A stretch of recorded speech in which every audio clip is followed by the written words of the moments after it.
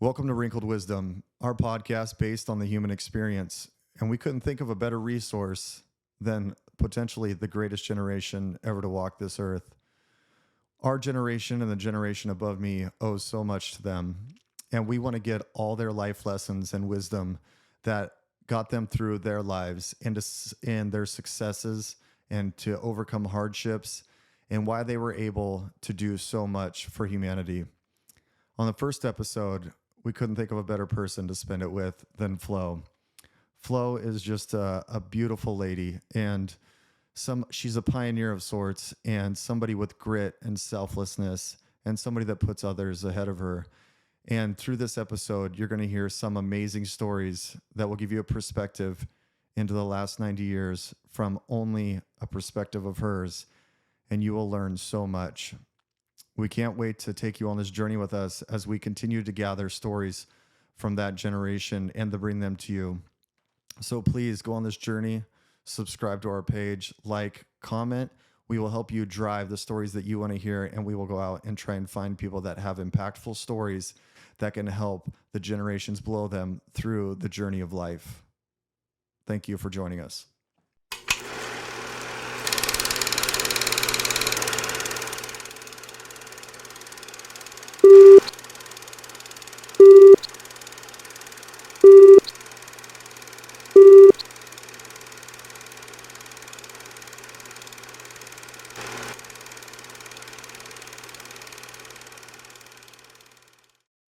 How do you think we should start? Story juice? Would you like a glass of wine? I'd love one. All right, that's what we're doing. Glass of wine, loose lips. Yeah, perfect. You didn't need to do that, you know. I know, but I wanted to. Okay. Tell me when. I don't know how to pour a glass of wine, so. That's good All right, to start with. there you go. Oh, you're drinking with me. I like that. Yeah. Maybe a solo here. All right. Cheers Cheers. Thank you. to your first interview. Thank you. I wouldn't rather have anybody else. So I know it's not polite to ask a lady her age. But We know her age. You know my age. I'm 90. 90. That's amazing. You look great. And you're chipper and bright, and I love it. So going back 90 years. Ooh. 1934. Yeah. I mean, and I was wondering if you could tell us where you were born and what kind of life you were born into. Well, poverty, of course, you know. Those were the years. But 1934, I was born in a place called Moss Side, Manchester. Like a suburb, you know. And we didn't live there very long. I was about 3. This is my very first memory. And I'm sitting between my dad and somebody else. My dad's driving the truck. And there's somebody on this side, and I'm only 3. And I'm so excited because we're moving into this new house. But I couldn't understand why we were driving at night, why we were moving at night. Well, years and years later, my mom told me, I don't know what they call it here, but they call it a moonlight in England. You do a moonlight. Okay. When you owe rent. Oh. So that you don't catch up on the bills, you go. Yeah. When they can't see you. So this is what happened. And that's where I grew up, in Withington. It's a little village in Manchester. That's where I went to school, St. Cuthbert's School. And I lived there all my life. Your whole childhood, you lived there? My whole childhood, yeah. What was the industry or what was the environment like in a town like that? It's, God, what's the word I would use? It's weaving. Linens. In those days, it was weaving and all that kind of stuff, you know, garments and... Right, because Manchester was in the Industrial Revolution, right. Huge on linens, right? Right, and that was Manchester. Okay. Yeah. What did your parents do? They were on the stage, Oh, both of them, they for did theater? about 20 years until they started having those kids. There was 4 of us. I had a sister, Marion, who would be, she's 7 years older than I am. Well, she's deceased now. I'm the last of the Mohicans. Oh, yeah. And my brother Lawrence, he was 3 years between him and I, so he'd be 93. And then I had a younger brother, Peter, who'd be 87. So we're all up there, you know. But I used to beat the crap out of Peter. Yeah. I don't know why, because I could. Yeah, because you had the chance, maybe. I was the girl, you know, and they all used to gang up on me, Marion and Lawrence, and I'd gang up on Peter. So, when kids in those age, and you said you grew up in poverty, for entertainment, your parents were on the stage. You met in theater. Is that what you meant? They met in the theatre. Oh, they met in the theater. Yes, and at one time, my mom was involved. Oh, he's been deceased a long time now. Sir Frederick Bowman. He was. He refused to fight, so he was thrown in jail. But they later knighted him for his for all the work he did for humanity. Oh. You know, and Mom was in love with him. Oh. But he was looking after his mother, and he wouldn't give her up. Wouldn't give his mother up, of course. Oh, isn't that sweet? So she didn't hang around. She went and did her thing. He went and did his thing. He never did marry. But he used to come and see her all the time from Liverpool, where he lived. And whenever he came, she was never grown up. Oh, yeah. To him. Yeah. She was always that little girl because she was short like me, and she got all the child parts because of her being tiny, and the boy parts. And he'd always bring her an orange, just one orange. And what was there? Do you know that? Was there symbolism with that, or? Yeah, he used to take her one on in the wings of the theatres where she was playing with Dad, and he'd always take her an orange. And then he was an actor as well, and I can't remember, Cowboy's Wedding, I think it was called. Oh God, going back, 1920 now. Yeah. That where I wasn't even a twinkle in my dad's eye then. Yeah, not yet. So he just loved Mum. Yeah. He never married, you know, and it broke his heart when she passed away. Yeah, I can imagine. Yeah, but they both retired, and Dad, he got his own scenery shifting, that's what it's called. A scenery shifting business.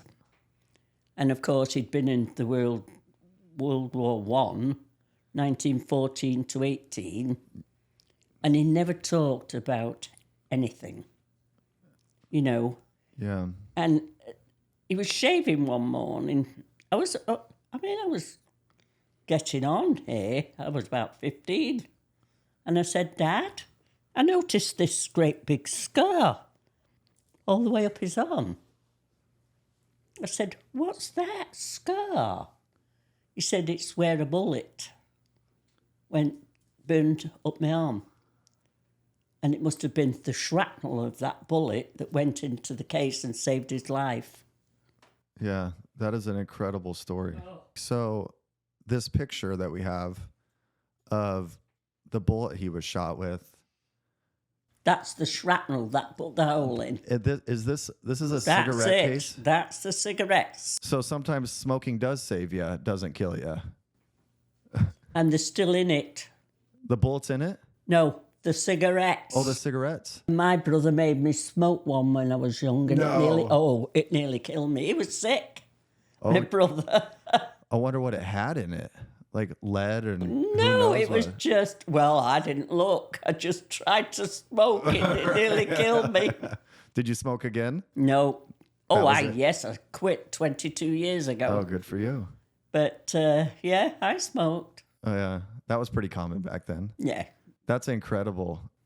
Yep, and he never talked about it, like I say, and he got gassed in the war, and then after Mom died, and he'd just have a moment, he got cancer, and he'd just sit there, he didn't know he had cancer, and he'd be sitting, talking to me and reminiscing, you know, and he said to me, you know how they shipped the troops in 1914 from one trench to another? I said, no. He said, in a London bus. I said, in a bus? He said, yes. And I thought, he's pulling my leg, you know. He's just shooting the breeze. He said, the bus, they named it after me, Old Bill.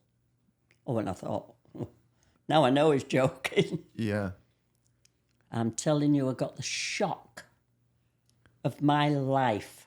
I walked into the International Museum in London. The first thing as you go in the door is this big double-decker bus. Old Bill, Oh, cool. 1914. And I thought, no, that's too much of a coincidence. Is he telling the truth? Isn't he telling the truth? But he knew about it. So I don't know, you know. I don't know. But when we were at that museum, I went to the, because I love history, and I went to the Churchill War Rooms, which is under London. And I just got inside, and we were walking around, and there were these kids in front of me and a teacher, I assumed. And I saw this gas mask. And I turned to my husband and I said, I used to wear one of those when I was a kid. He said, you did? I said, oh, yeah, we did. And the teacher overheard me. And she said, excuse me, but I couldn't help but overhear. Would you mind telling these children? I'm sure they'd love to hear the story. Well, the firemen came round during the war and measured us. You know, we were only kids. I mean, this was terrifying to us. You know, having this, what you're measuring my face and neck for. And then they bring these gas masks to try on to make sure that they're tight in a little brown box. A little cardboard brown box and a green twined string on it. And I'm telling you, if you went to the police crossing to go to school and you didn't have that mask on your shoulder, you got sent back. He wouldn't let you go. You had to go everywhere with your gas mask. So that was something I always remembered, you know. Yeah, I can imagine. Yeah. When you look back on that, does it give you like an appreciation for the care that they had for the kids and everything of England? I mean, to think about the time it took to go around and measure everybody and to supply that stuff, and then during the war, we got evacuated out of Withington because there was a bomb hanging on the tree in St. Paul's Church. And all the kids, I mean, no grown-ups knew, but the kids did that were going to school. They were passing it and saying, look at that. They could see it, so of course they soon found out from the kids' mouths. And we all got taken out of town and evacuated. Oh, it was exciting because we all went to this great big monstrous hall and there's all these little cots, you know. Yeah. the parents, I don't know where they were, but us kids, we had a blast. Yeah, I bet. Sleeping in a little strange bed, Just for a the giant night, not knowing who we were. And, it was good. That was fun. Did you guys all get together and meet like a giant sleepover? I mean, what is it? Yes, all of us in the same room. Oh, I bet. Oh, God, hundreds. Oh, man. Hundreds in the same room. And and while that's going on, the air raids are going on. So you don't know. Yeah. Were you aware at that age of really what was going on?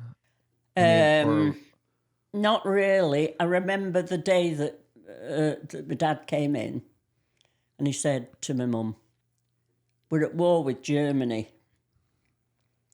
And I was 6. I remember the words. But, at 6, I thought, we're at war with Germany. But I didn't know what it was, I didn't know what that was, to be at war. Yeah, it's got to be way different than like a 6-year-old these days. They have all the television and the Hollywood where they can, if you get told a war, We had nothing. Back then it was... Nothing. No television, nothing. Yeah. We didn't have a radio till, oh, Lord, 40. Oh, yes, we used to listen to the news. So it must have been about 1940, 41. And that was something else, the radio. Yeah, I bet. Little tiny box, you're all listening to it. Yeah. And it's ran on batteries. Not like our batteries today. Yeah. It was a square that you could see through, but there was acid in it, and you'd have 2 of them. One you'd have on the radio, and the other one we had to go round to the chemist, the pharmacy. Oh, yeah. We had to go round there to get them recharged. I don't know what they did, but can you imagine it? That my age being allowed to go and take these things? Just running acid batteries around town. And then at a later date, we got one that had a square battery that he clipped little celloids to. Yeah. But, yeah, I tell you. So when you're in this hall, is it like one of the old buildings with all the amazing architecture and the stained glass and something like that, or was it more? It was more a modern industrial? place where we went, yeah. And then there was air raid shelters. I don't know if you had them here, but we were getting pummeled. Yeah. And they had air raid shelters, just 4 brick walls with concrete beds in to sleep people or sit. And Dad, with him being a carpenter, which became his trade after he came out, he got to talking to Mum and he said, "I've been thinking," he said, "I'm not letting the kids go over there in the air raid shelter." He said, "I'm going to reinforce Oh, wow. our cellars." We had 2 big cellars. So he reinforced the cellars and he built the biggest bed you've ever seen. Never turned anybody away. Nobody would go in the shelter after they knew about our place down in the basement. So every time the siren went for the warning, all the kids, 13 of us, 7 at the top, 6 at the bottom, like this. Feet up there, head down. Oh, we loved it. Oh, I bet. Do you think your dad's experience in World War I, when he got shot and was lucky to live, did that make him like extra protective of you guys, or did he just want to? No, I don't think so. No, he wasn't that kind of a nurturing father. No, he was there, but he wasn't there. Yeah. He was still travelling away for a long time after Mum and he retired. He was still travelling away because he became a stage manager. Oh. So he did that for a long time. But no, he was. He just wanted to reinforce it to keep the family safe. Yeah.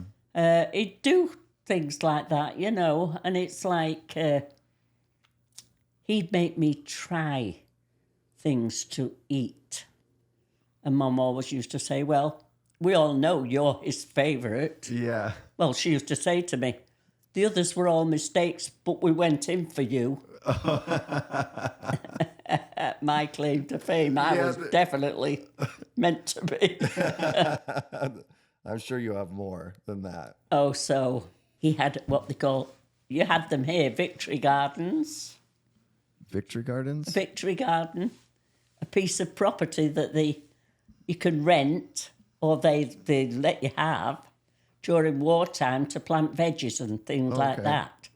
Well, it was quite a ways from our house, and he always took me with him. And he was a hard man. Yeah. And him and Mum didn't get along really. Yeah. And I was only 3 at the time. It was just after we'd moved there, and this was my second memory that I've never forgotten. You know, so you have to be careful. It makes you think about being careful what you say around young children, because if it's heartbreaking, they don't forget. That's right. And he was arguing with my mum. And I ran up to him and I said, kiss me, Daddy.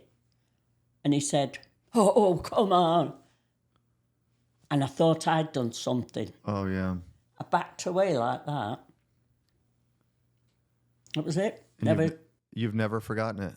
Nope. And I never kissed him or touched him till I was 21. Yeah. On my 21st birthday was the next time. I said, do you know what today is? He said, no. I said, I'm 21 today.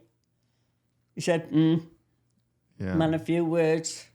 And I gave him a kiss. Oh, good for you. Yeah.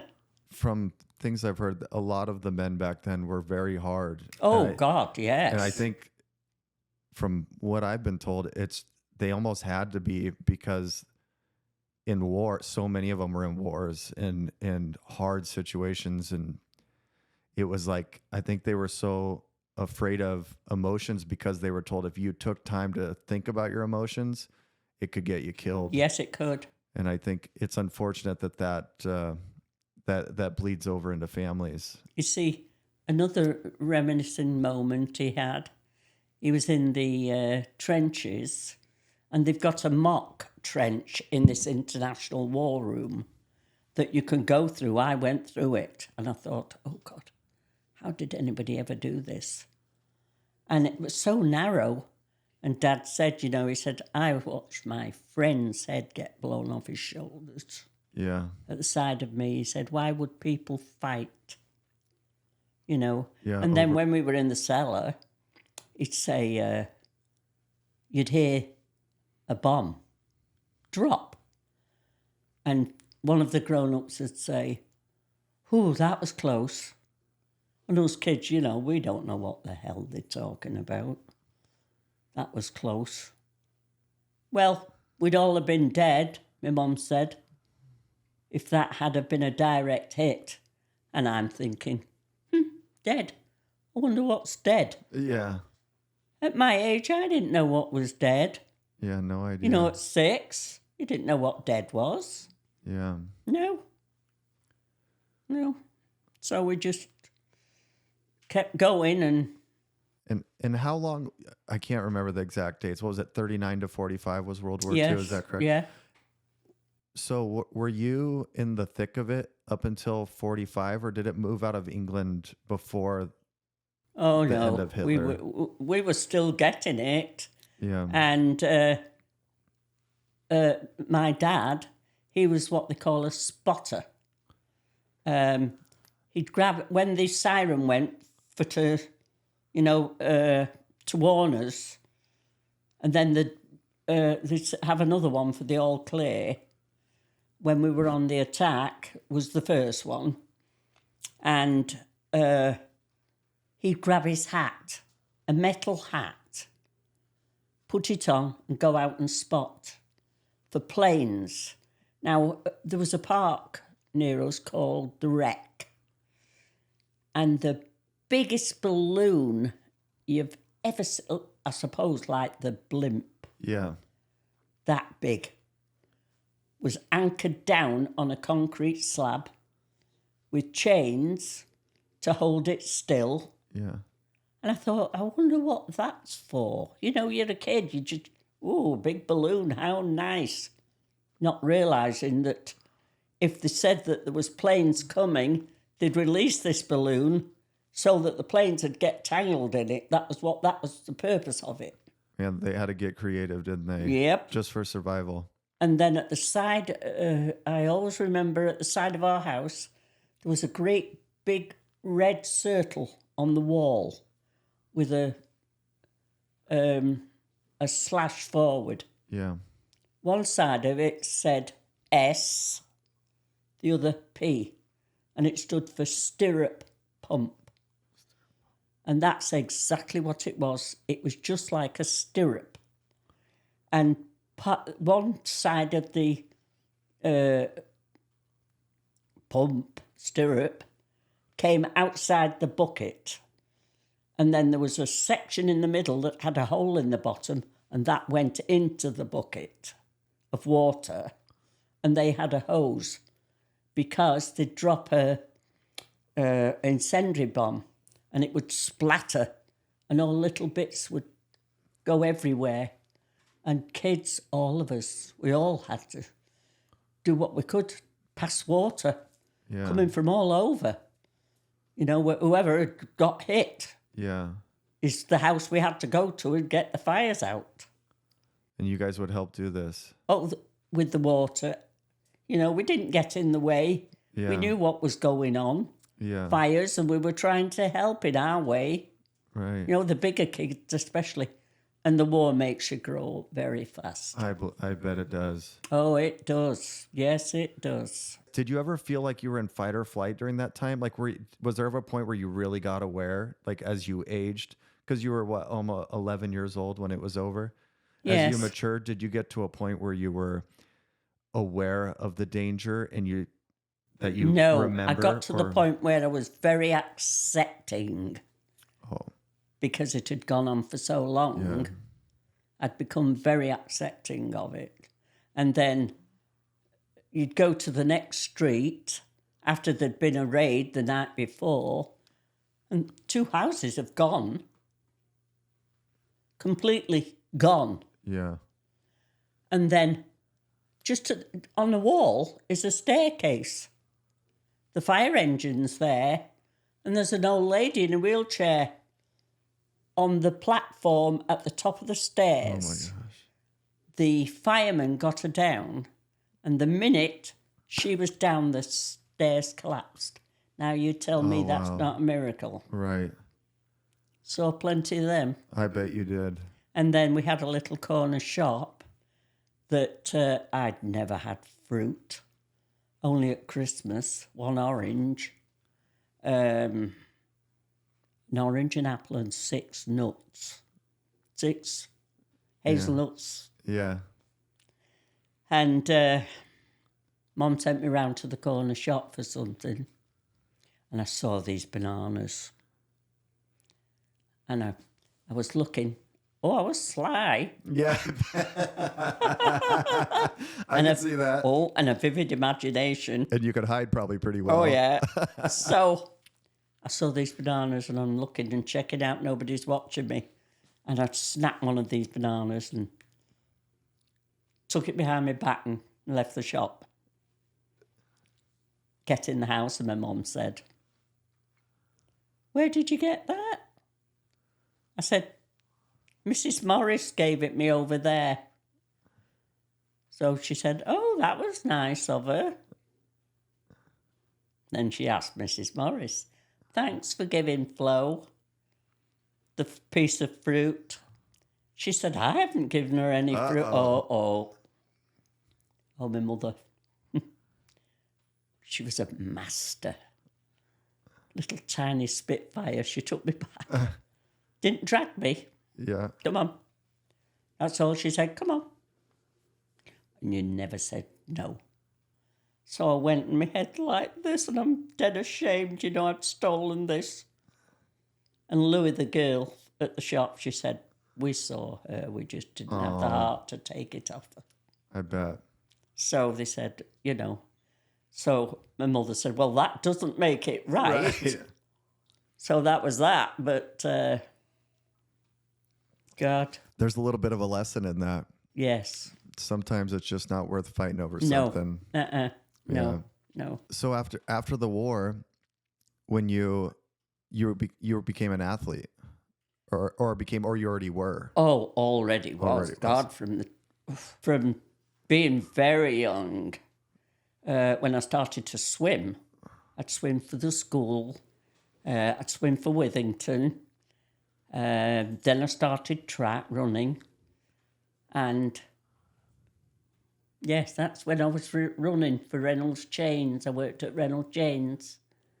That's when I was running. And what, you are the fourth one from the right at the bottom, holding the trophy? Right here in the middle. Oh, right there. Right in the middle. The smallest. Yeah. Smallest and mightiest. That's right. Rock of Gibraltar. I bet. Yeah. Oh, those were good old days. Yeah, they were. I loved it. Yeah. And then, that's another thing. You'd get 2p a week. There's the full team. The relay team and everybody. Yeah. And you'd get 2 pennies. Can you imagine? We'd call it tuppence. Oh, yeah. It was called tuppence. I think I've heard that. 2 pennies. Yeah.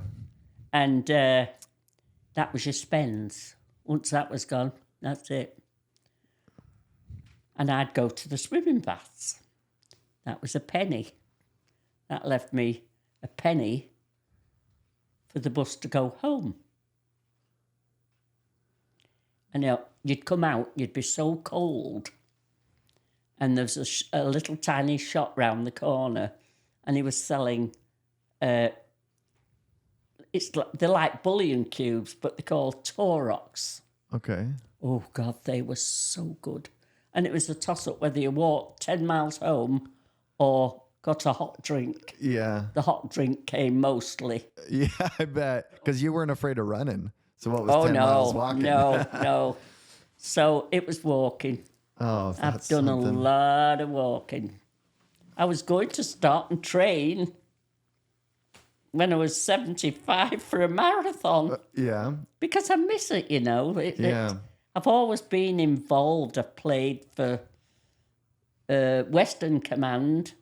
I was the wicket keeper. Size of me. Yeah. In cricket, you need a big person, but no, nothing was going to get past me. I was determined. Yeah, I bet. And so you went from running for these sports teams, and then did you go into service or active service? Not yet. I was 13. I believe there's a bit of a question about this. I'm not sure. I was 13, 14, and kind of there. And my brother said to me, I've seen a ladies' football team playing in Fog Lane Park. So I said, ladies? And he said, yeah, I'll take you next week. This is my big hero, Brother Lawrence, my hero. Oh. So he took me the following week, and these girls are all running around in uniform, playing football. And the ball came off my side. So I just swung it back, And this girl comes running over, Doris Ashley. And she's the captain.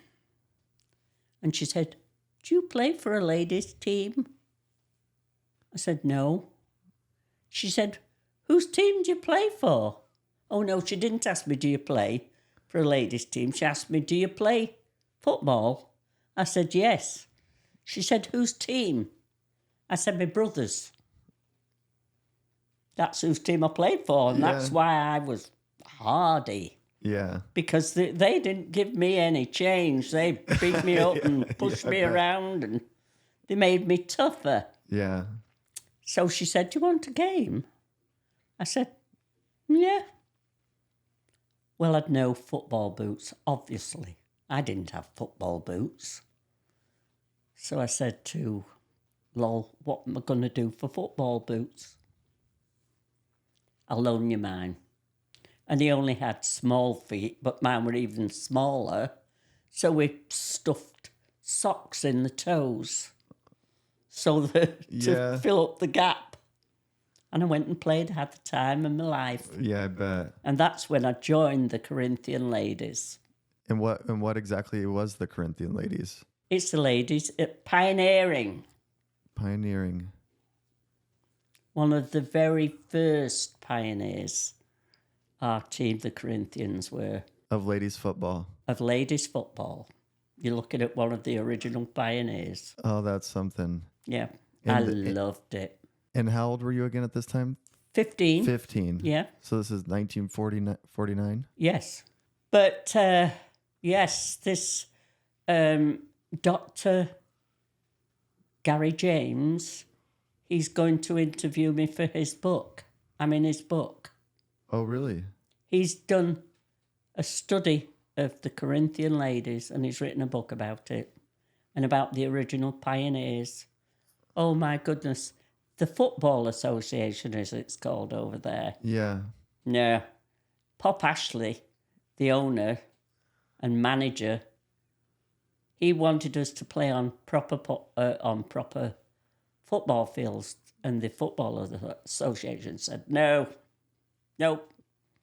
those are for the men, not the women. So we could only play on in parks. Yeah. Fog Lane Park was the one we used to practice on every week. Fog Lane Park, or we'd go to cow fields. Yeah. Well, that's not fun. Yeah, I can't imagine. You can't very well shout, "Look out, there's a lump of cow dung there, don't pass the ball." Yeah. You just took it and did what you did. Just kept going. Oh, God, I got so covered in this stuff. I bet. But, to me, I wouldn't change. I bet. No, Pop Ashley, they all used to go to his parlour and change, but not me. Badge of honour. Yeah, I bet. Cow muck. Nobody would sit near me on the bus. Yeah. But I loved it. And then, of course, you get a bit older and I decided I wanted to go into the army. It was just done on impulse like that. I was going through Manchester town, saw this sign and it said, "Recruit." So I went in and they said, "What are you good at?" I said, "I don't know. I like sports." So they said, "Do you want to sign up?" I said, "Yes, I want to join the army." I was 17 and a half. Wow. And because I wasn't 18, I had to have my dad's signature. So I took the papers home for my dad to sign. Oh, put them there. I'll sign them. That's how they were in those days. Very, I don't know, stoic, grumpy. Yeah. All of it. So I thought, well, I'm not waiting for this lot. I signed them for myself. Oh, you did? I did a good job of it. Yeah, I bet. I forged it. Took them back.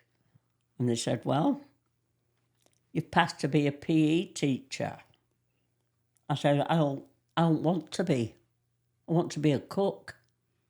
They said, "A cook?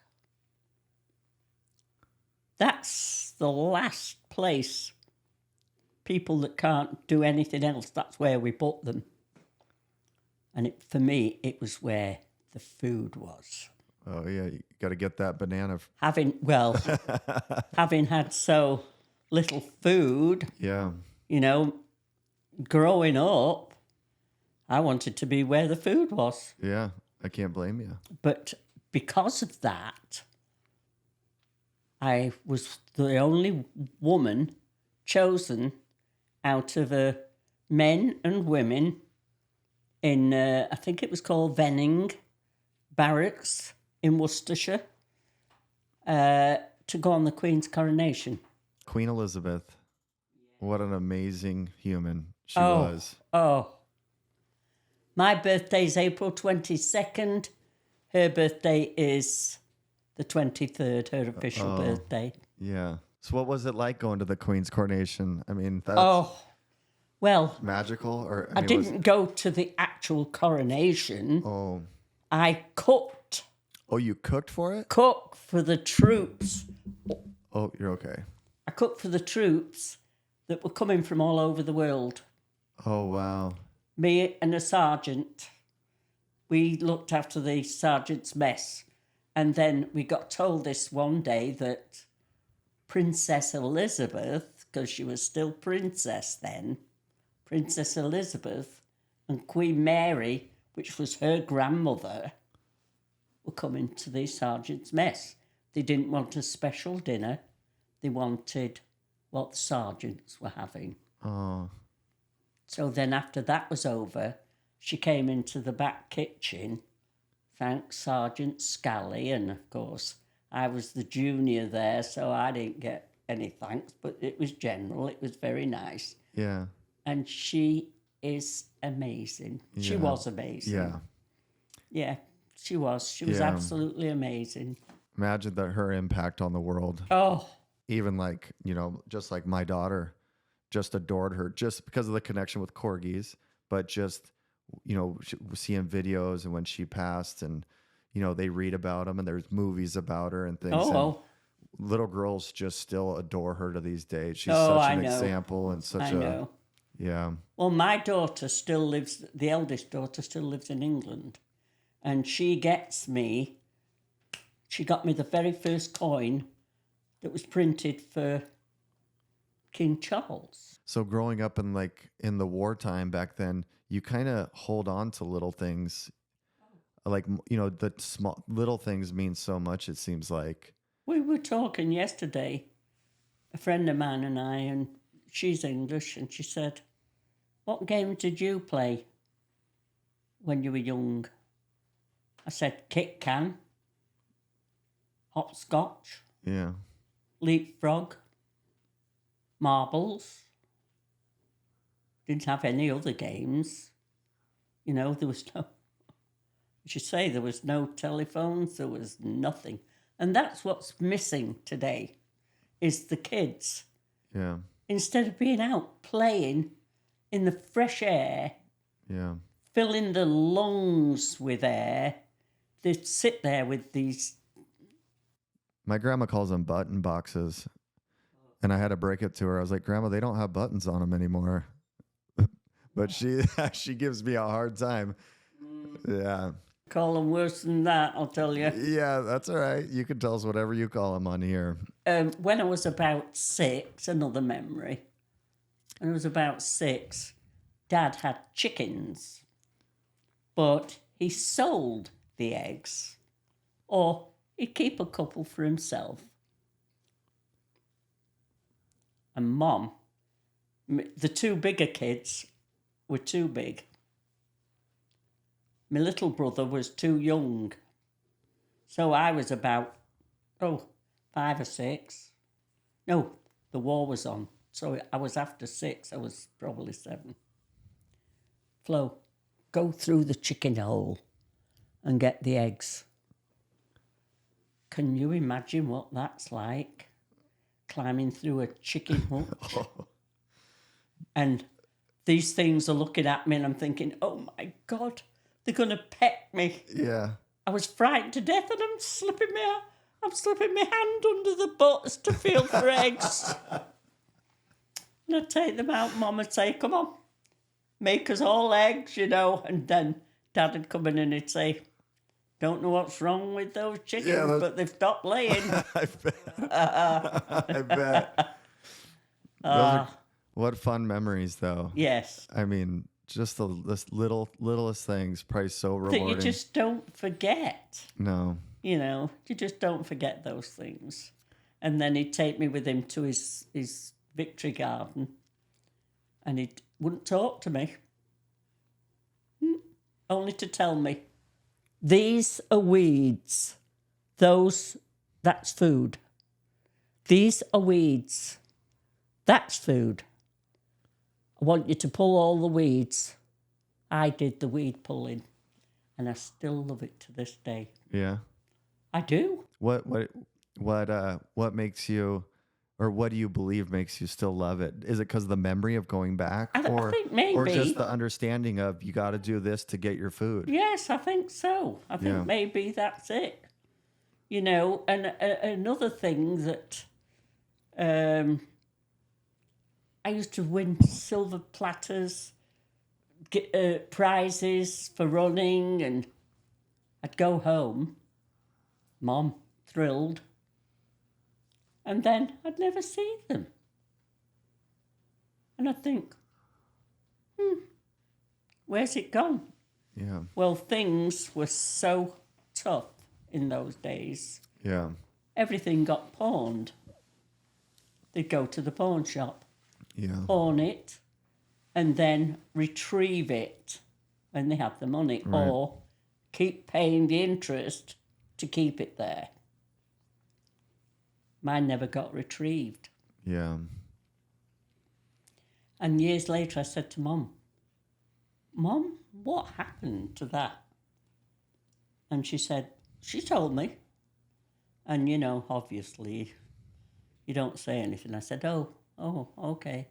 Yeah. But I got this insatiable thirst for collecting silver. Yeah. And I think it's because of that. It could be. Because I was denied. Yeah. And just secondhand silver.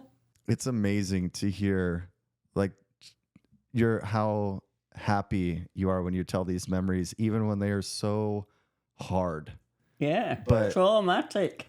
But you did, like, your baseline in your childhood was that experience. So you guys were able to make so much joy out of just each other, collect, you know, your group of kids in the hall, and just enjoying each other, playing hopscotch and leapfrog, entertainment that didn't take any material items. There was another game, really. and I couldn't remember the name of it yesterday. I was trying to think. If there were 6 of you, you had 2 teams. There were 3 in each team, all depending on how many were outside playing in the street.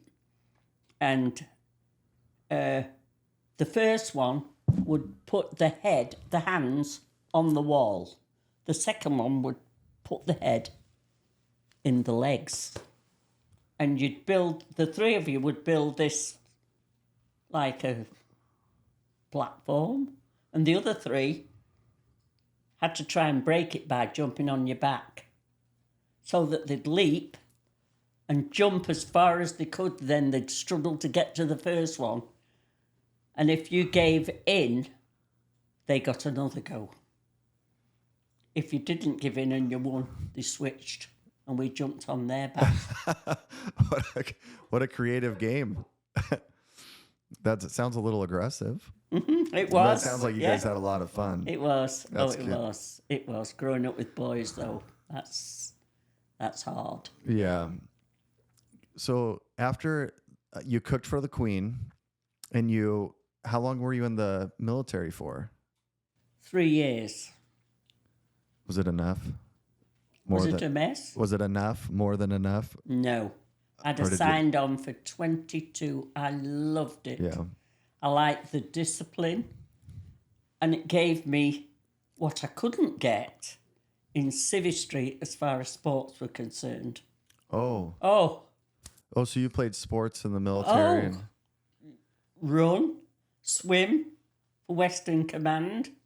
I tried to get a ladies' football team going, but that didn't do too well. Nobody was interested on me. They're pretty proud of their football over there, aren't they? Yeah. It's funny. You see kids, even here, all the kids running around with Manchester United. That's me. Yeah. Oh. Good for you. I love Manchester United, but my daughter, Leslie, she's a City fan.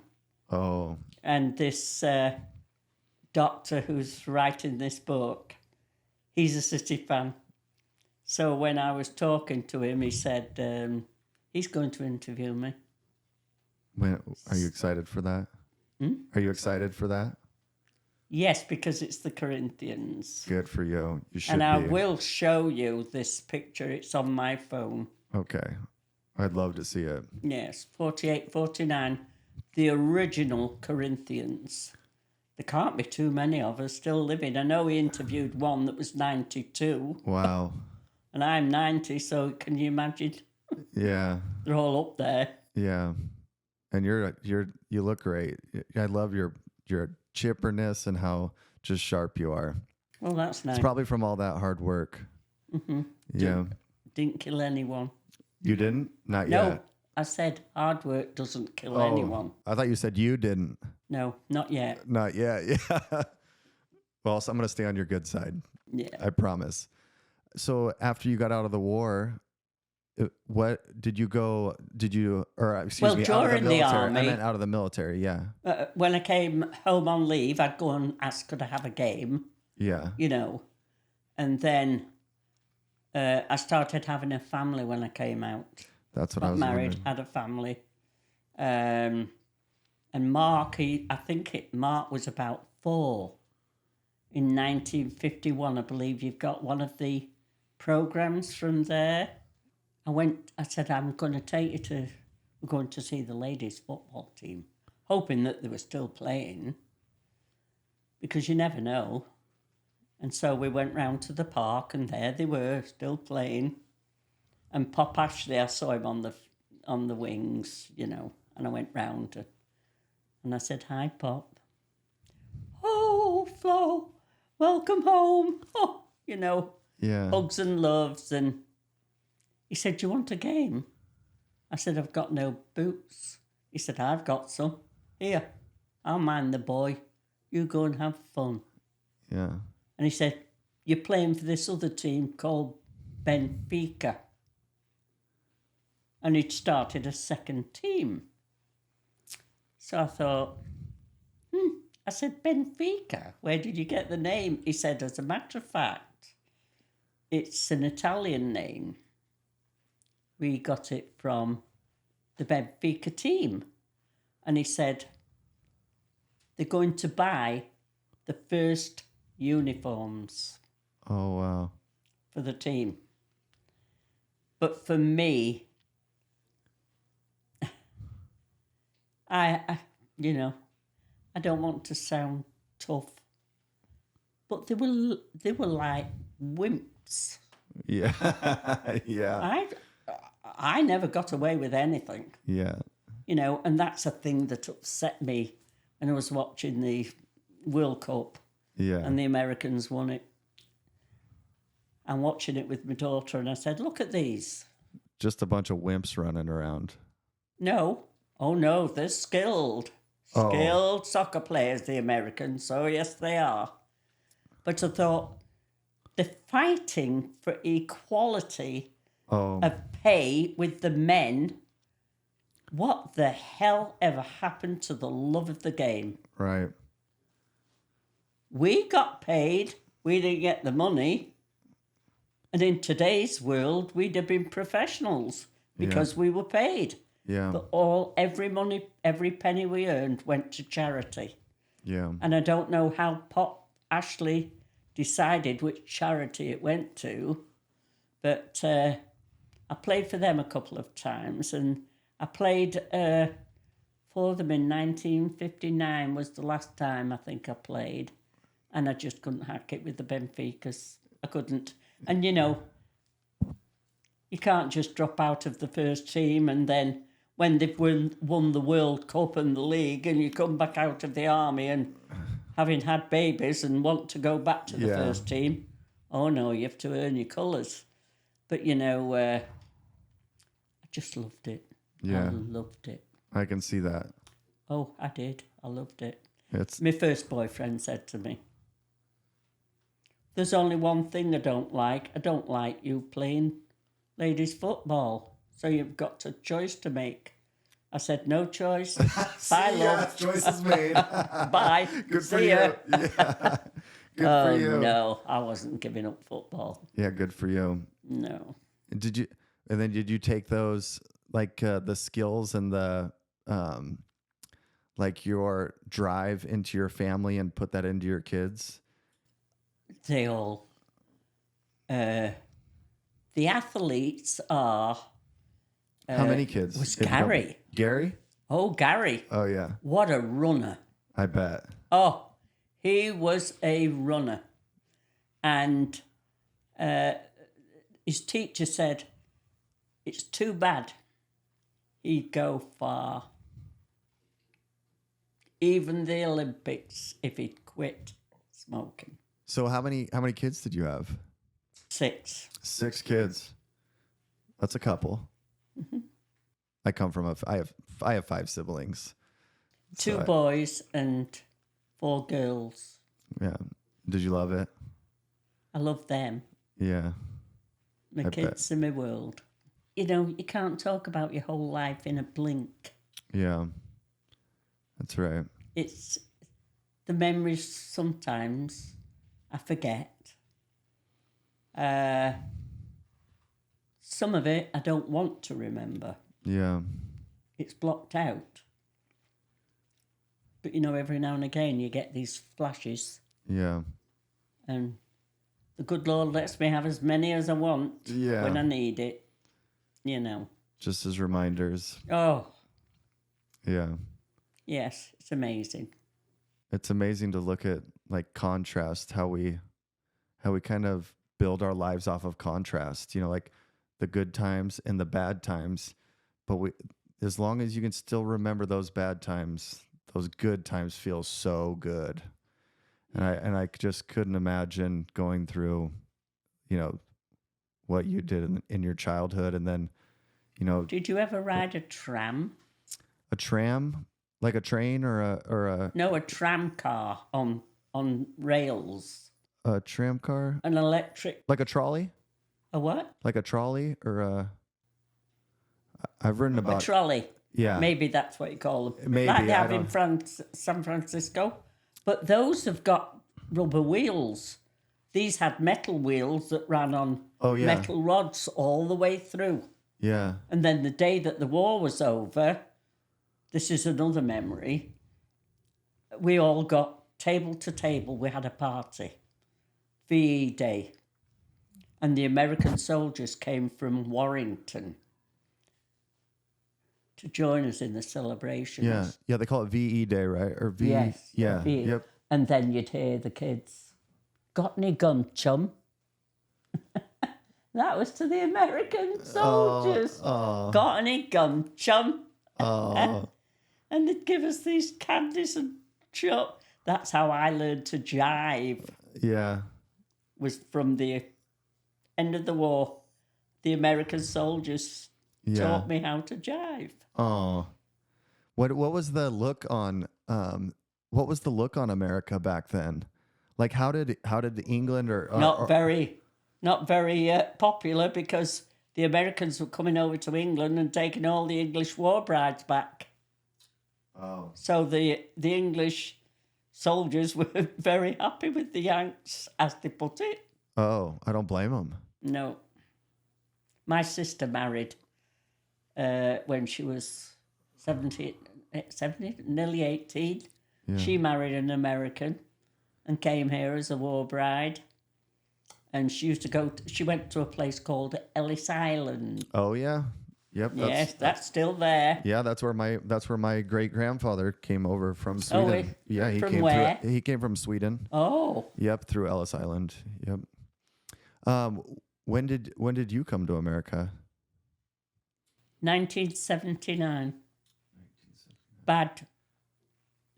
You know, you grow up in an environment and you emulate what you see and what you hear. And this is me. You know, our family wasn't normal. The times weren't normal. And so, how did I know what normal was? You know, I don't even know if anybody knows what normal really is. Well, It sure wasn't what I was living. Yeah. And then I go and surround myself with all the things that I knew weren't normal. Yeah. And that was the only place I could feel secure. So when I got divorced, I thought, this is it. I'm going to America. Yeah. I used to cheer for the Indians when it was the Cowboys and Indians every Saturday matinee. Everybody would be cheering for the Cowboys. I'd be cheering for the Indians. Yeah. I got beat up every Saturday outside by this one little boy. Yeah, I heard you shouting for the Indians. Yeah. So after I got a divorce, I thought I'll get a new life going for me and the kids. Yeah. And my sister was here, and she said, why don't you come here to live? She said, what are you staying in England for? I said, I don't know, really. Yeah. So it was poverty-stricken, still struggling, you know. Yeah.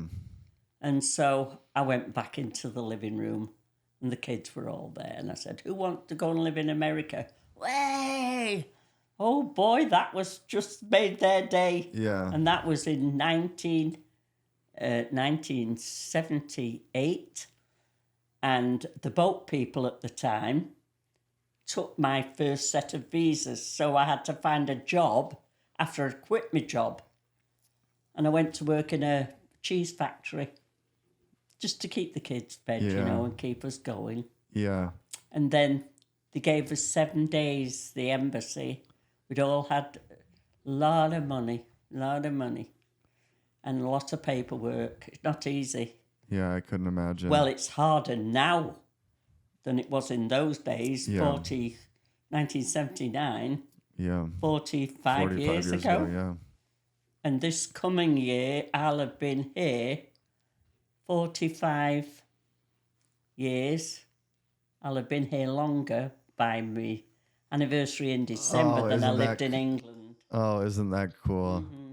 Was it impulsive too, like your decision to go into the army, or I mean, I'm sure there was a lot of weight on you. You had a divorce, you had 6 kids, or was your driving factor, I imagine, your children? And did they sell America to you, or did your sister, was she like, America is actually a pretty good place to live? Oh, she loved it. She loved it. And I'd brought Leslie for a visit when I was 18. No, when she was 18 months old, and I'd just come for a visit, but I only stayed for 3 weeks.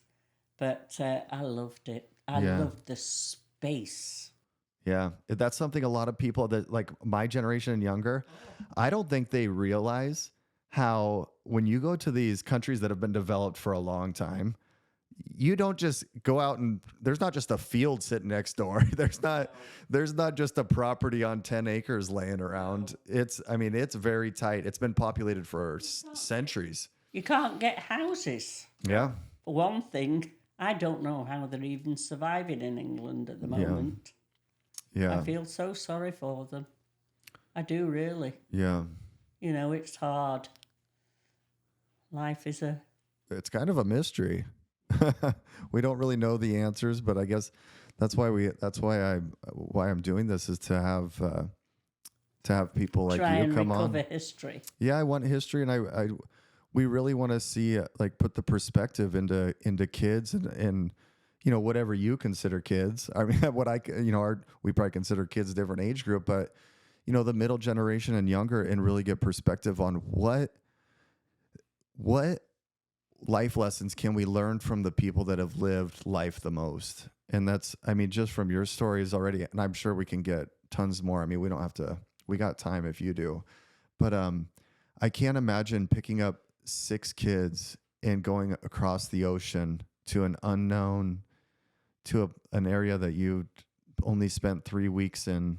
And, you know, this is back before, I don't know how easy it was to research. And, you know, you didn't have a phone like these kids where you can. No, nothing. I mean, I can go on a trip now and figure it out in 2 days. Like, hey, I'm going to New York in 2 days. I'll find everything to do in 2 days. But back then, did you wing it, or did you plan? Did you do research, or did you just go by the seat of your pants and thought, and you had the courage to be like, I'll figure this out? Pioneer, because you're a Corinthians pioneer.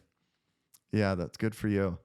We're And, so lucky. Oh, I'm lucky to be here. Yeah. And I thank God every day. Yeah. I do.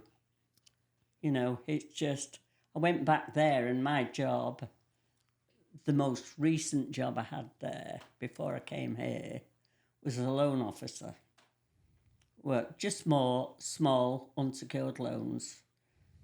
And I had a little mini. Have you seen the mini cars? Oh, Little tiny mini cars? Yeah. Mini Coopers? Yes. Yeah. My girlfriend Allie drives a Mini. Oh, well. No, I mean, not that tiny of a Mini, but that's I cool. got a new one. Oh, yeah. Every year from the company. And, it wasn't mine. It was bought for me to use. Yeah. But I liked that job. Yeah, I bet. Yeah, I did. And I learned a lot from that job. People take things so for granted. Yeah. And I went there the first day I went there. The kids and I, we were hungry because I wouldn't go on Social Security. I wouldn't go and get a handout. It was either I worked or we went hungry. I got to work this first day and the little office lady, she said to me, "Come outside with me a minute." Now, she didn't know me. She took me to the trunk of a car, opened it. I've never seen as much food. Oh. It's only when you've been there that you appreciate the fact that somebody else has been there. Yeah. She said, "I want you to put this in your car." I said, "Oh, I can't afford all that." She said, "I'm giving it to you. Oh. And the only thing I ask you to do is pass it on." Yeah. Oh, I've passed it on so many times. I bet you have. Oh, I have. That was one of the greatest things that ever happened to me, I think, is I had people like that all around me. And that's one thing I talk to people about in the part of this is where people, I think, our generation or the younger generations, they think they need to do everything themselves to look like they're independent. There's this independent thing that people want to claim, but nobody's truly independent. No, they're not. You can be determined and you can have courage and you can be strong-willed, but we're really all in this together. Yes, we are. And that's just an example. And it feels so good to pass it on, doesn't it? Oh, yes, it does. Yeah. And sometimes you do things by accident. And when I was married, I was never allowed to give handout to anybody. "Oh, no, they've got more money than you." And I said, "Don't you realise that doesn't matter? I get the good grace." That's right. Because I'm giving it with a pure heart. Whatever they do, I don't know. That's right. Well, I'm outside. I saw this poor soul outside of the dollar store. This is in town here. Yeah. Not here, in Hermiston. And I thought, oh, he looks so down. And I said, "Are you all right?" And he said, "I'm all right. Are you all right?" I said, "Oh, I'm fine." And he said, "Are you sure?" I said, "Yes." "Are you sure?" He said, "Yes." Well, I put my finger in my purse, pulled out what I thought was a $5 bill, and it was a $50 bill. Yeah. And I gave it to him, and he said, "Oh, I can't take that." And I thought, well, I can't take it back now. That'd be terrible. Yeah, that's right. Horrible. So I thought, oh, well, you know what? Yeah. So I gave it to him and he said, "My name's Edwin." And he said, "Are you sure?" I said, "Yeah, I'm sure. Have a lovely day, love." And he said, "Oh, I will." Oh, I bet. He beat it. I mean, he didn't bother staying. Yeah. He just took off, and I thought, oh, he took the rest of the day off. Yeah. But, it's those moments Right. that people don't see, Yeah. that you experience. It's one of those things you have to experience, isn't it? Yes, you do. To know the feeling. And I think the kids of today are missing a lot. Yeah. Some of them, I think, yes. You know, my daughter, there's I believe certain people naturally do that. And I don't know why. I think that's something I want to get of the byproduct of this is with like stories like you've told is I want people to see this, tell the kids about this and be like, you could have it this way or not. Or if you're having a bad day, acts of service can turn your day around. And when people get into that rhythm, My youngest daughter did 25 years in the Navy. Yeah. An English girl. Yeah. And she probably lives life very full. Yeah. Yeah, she's a sailor. Yeah. So rewarding. Yeah.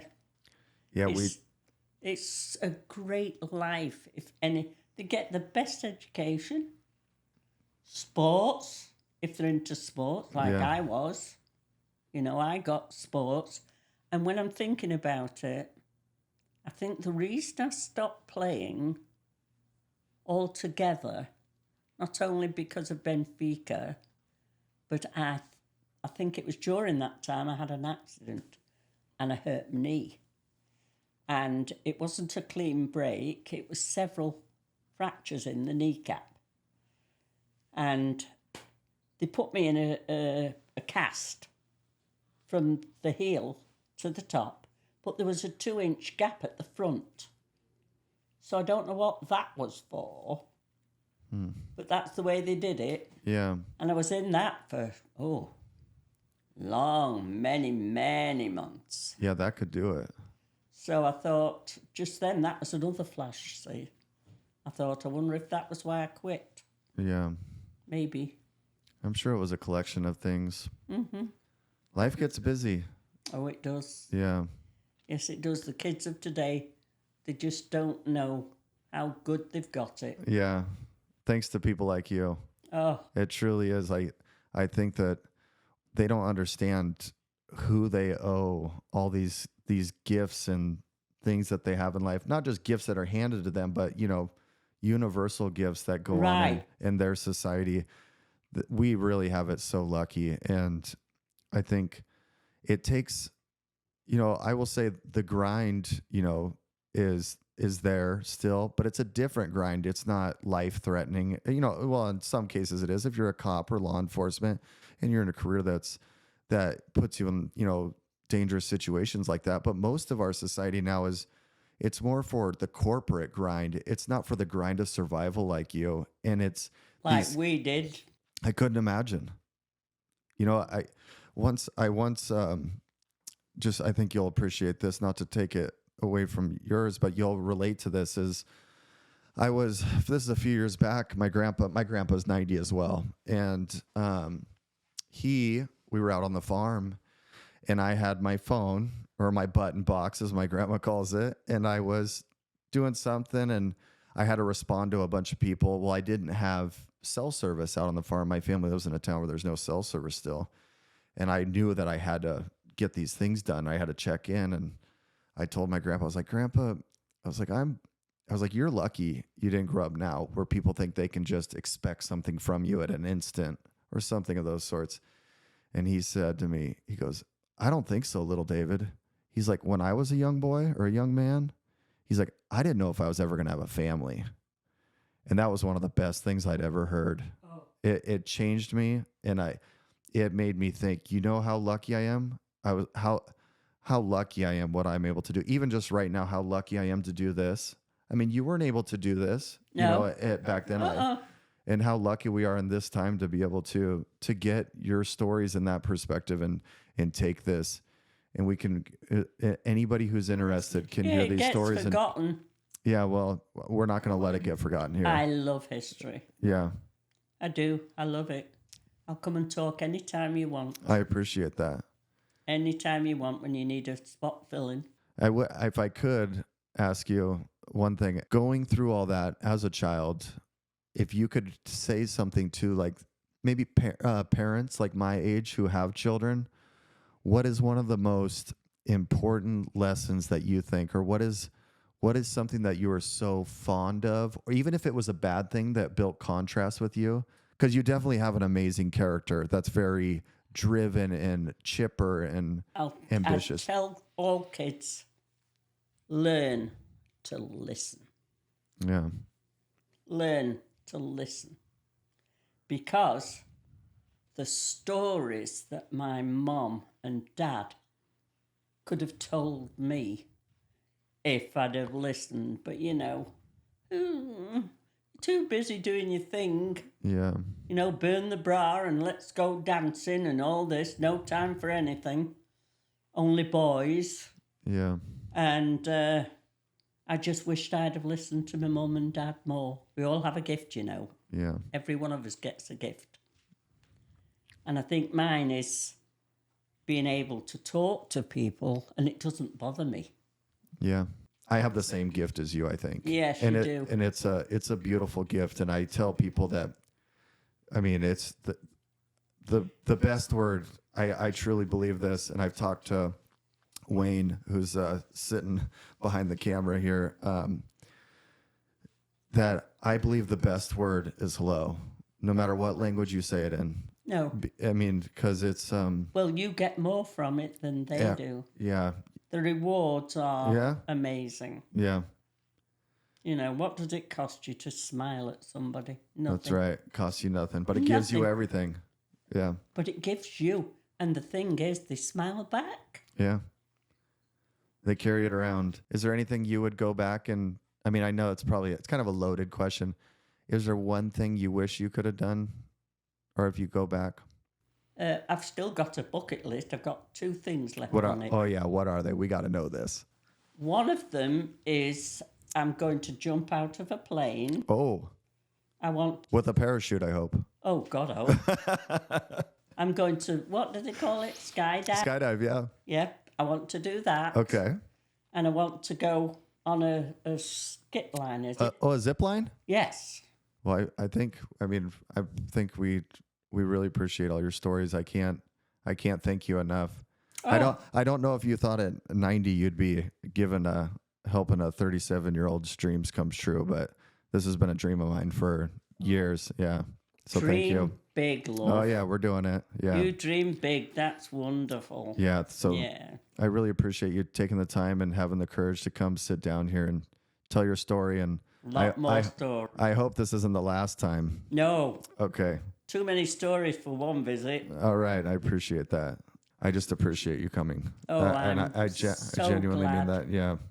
I feel so proud You should be. of you asking me. Yeah, you should be proud. I think. Because I don't feel that way, I don't think I've done anything. I'm very unassuming. Yeah.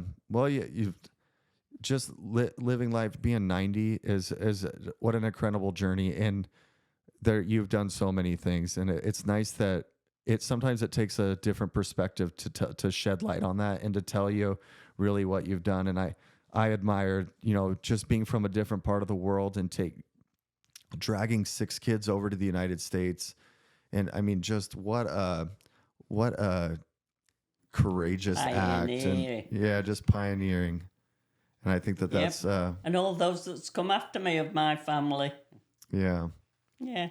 Good for you. Well, I really appreciate you, and thanks. And I hope we can do this again. Oh, the next time we'll have some laughs. Okay. Because it's all been, war and stuff. Yeah. But in my life, I have had many laughs. Good. That you wouldn't believe.